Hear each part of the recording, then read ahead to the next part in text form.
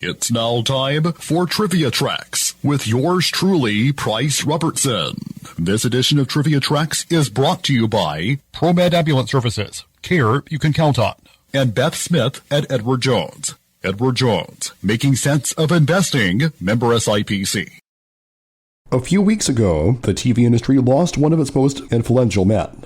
ACME Kellner, who was 77 when he died on June 21st, holds the distinction of being the only executive in the business to launch not one, but two broadcast networks, Fox and the WB.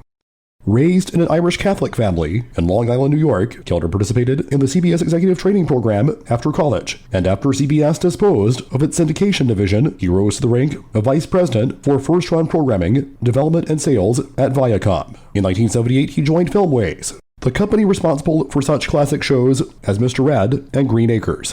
In 1982, after Filmways was taken over by Orion Pictures, he served as president of its Orion Entertainment Group, where he oversaw and supervised their programming and syndication activities, including the launch of Cagney and Lacey. In 1986, he was the first executive hired by Rupert Murdoch and Barry Diller to develop a fourth television network to compete with the Big Three, the first successful attempt at this task since the demise of the Dumont Network 3 decades earlier. At Fox, Kellner was charged with building the affiliate network, selling programming to advertisers, and the establishment of relations with program producers. He remained president and CEO of Fox Broadcasting Company until his departure in 1993. Among the shows that emerged during Kellner's 7 years at Fox were The Simpsons, Married with Children, Beverly Hills 90210, Melrose Place, and In Living Color.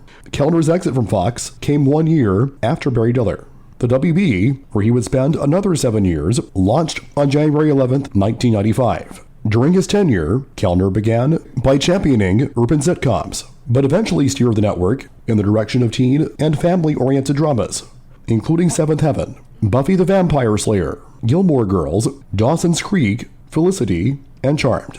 Kellner was made head of Turner Broadcasting System in 2000, officially succeeding Ted Turner in March 2001, following AOL's merger with Turner's then-parent company Time Warner.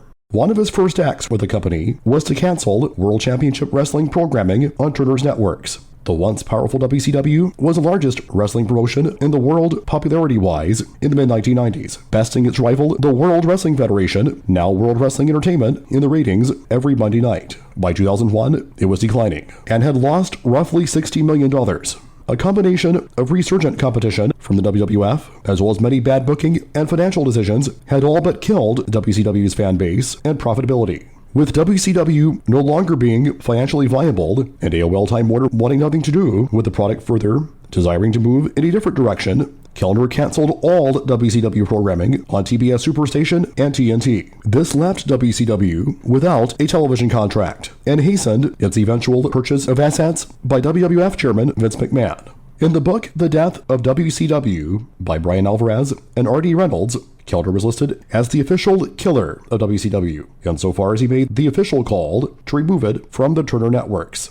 In Guy Evans' book, Nitro, The Incredible Rise and Inevitable Collapse of Ted Turner's WCW, it is said that a key condition in WCW's purchase deal with Fusient Media Ventures, run by former WCW exec Eric Bischoff, was that Fusient wanted controlled overtime slots on TNT and TBS, regardless of whether these slots would show WCW programming or not. This influenced Kellner's decision to ultimately cancel WCW programming. WCW's losses were then written off via purchase accounting. Kellner left Turner Broadcasting in 2003 after only 2 years. While continuing to run the WB, Kellner took on the role of chairman of station ownership group ACME Communications at its inception in 1997. Kellner used the name ACME, that's ACME, as a play on the fictional Acme Corporation, featured in Warner Brothers' Wile E. Coyote and Roadrunner shorts and other Looney Tunes media. He led the company until its folding in 2016. ACME Kellner was survived by Julie, his wife of 38 years, daughter Melissa from his previous marriage, son Christopher, and 3 grandchildren. Till next time, I'm Price Robertson. Amazed by today's trivia? Then join me for Trivia Tracks weekdays at 6:45 on Everybody's Country Y95.